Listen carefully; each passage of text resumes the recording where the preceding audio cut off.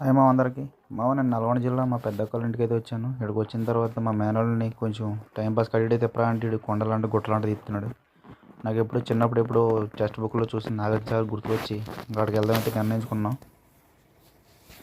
First of all అయితే గాలి అయితే చెక్ చేయించి పెట్రోల్ అయితే కొట్టించాము. ఇంకా బయలుదేరాం. ఇది నల్గొండ దేవరకొండ రోడ్డు. మీకు ఐడియా ఉంటుంది, ఎవరైనా వచ్చి ఉంటే చూసుంటారు. కానీ ఈ మాట చెప్పాలంటే నల్గొండ మాత్రం చాలా డెవలప్మెంట్ అయ్యింది. నాగార్జున సాగర్ రోడ్డుకి అయితే వచ్చాం ఈ నాగార్జున సాగర్ ప్రత్యేకత ఏంటంటే ఇది 1955లో ప్రారంభించి 1967లో పూర్తయింది. ఇది కిలోమీటర్ అయితే 1.6 కిలోమీటర్ పొడవు ఉంటుంది. ఎత్తు అయితే 124 మీటర్లు ఎత్తు ఉంటుంది. ఇది 26 గేట్లతో ఉన్నది. ఇది వర్షాకాలంలో బాగుంటుంది. మా వాడిని కొంచెం స్లోగా వెళ్ళరా అంటే ఇడేమో 100 కిచిడి మీదే ఉన్నాడు. ఈ హోండా యూనికార్న్ అదేమో ఎక్కుతలేదు. అదే ఇది కూడా చూసుంటారు ఇది తెలంగాణలో అతిపెద్ద రైస్ మిల్ అంట. మనం మిర్యాలగూడ హైవేకి అయితే వచ్చాము. ఇంకా మనం డ్యామ్ గురించి మాట్లాడుకుంటే అయితే 26 గేట్లు ఉంటాయి ఇవి. వర్షాకాలంలో చాలా బాగుంటుంది. ఒకసారి వెళ్ళి మీరు వర్షాకాలంలో చూడండి. ఈ డ్యామ్ గురించి మనం ఎంత మాట్లాడుకున్నా తక్కువే ఇదేంటంటే 1,00,000 ఎకరాలు సాగునీరు అందిస్తుంది ఇది. ఇంకా వర్షం కూడా వచ్చేటట్టు ఉంది.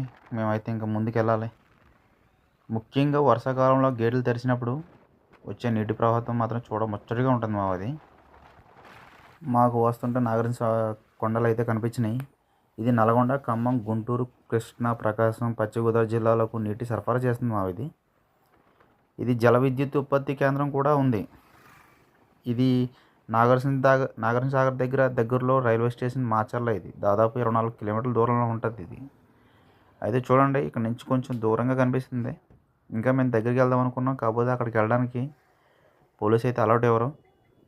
అందుకని మేము ఇలాగ మన ఆంధ్ర బార్డర్ నుంచి వెళ్తున్నాం. ఇలాగ పిడిరాల రోడ్డు, మాచర్ల. కానీ ఎవరైనా వచ్చిన వాళ్ళు ఉంటే కొంచెం జాగ్రత్త ఎందుకంటే ఇది ఎక్కువ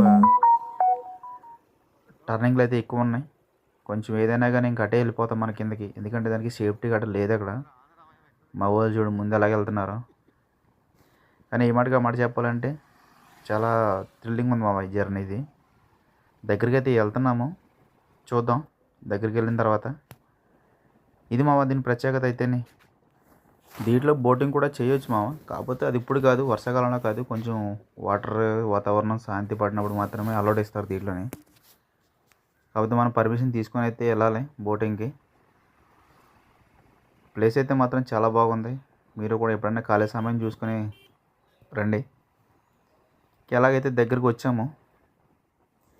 మేము చేసిన మైనస్ ఏంటంటే ఏం తినకుండా వచ్చాం. ఇక్కడ ఏం తిందామన్నా కూడా ఏమీ లేవు షాపులు. ఇంకా పోయేటప్పుడు అయితే తినాలి. అదిగో మనం వచ్చిన బ్రిడ్జ్ అయితే కానీ చాలా కొంచెం భయంకరంగా ఉంటుంది. ఏదైతేనో వచ్చాము, కానీ పోలీసు వాళ్ళు అయితే లేరు. ఉంటే కనుక మనం రారెవరు. ఇప్పుడైతే ప్రస్తుతానికి ఒక 10 గేట్లు అయితే ఓపెన్ చేశారు. మేము వచ్చిన నవంబరు, డిసెంబరు, జనవరి ఆ టైంలో అయితే ఫుల్ గేట్లు ఓపెన్ చేస్తారు. చాలా అంటే చాలా బాగుంది దగ్గర నుంచి చూస్తే.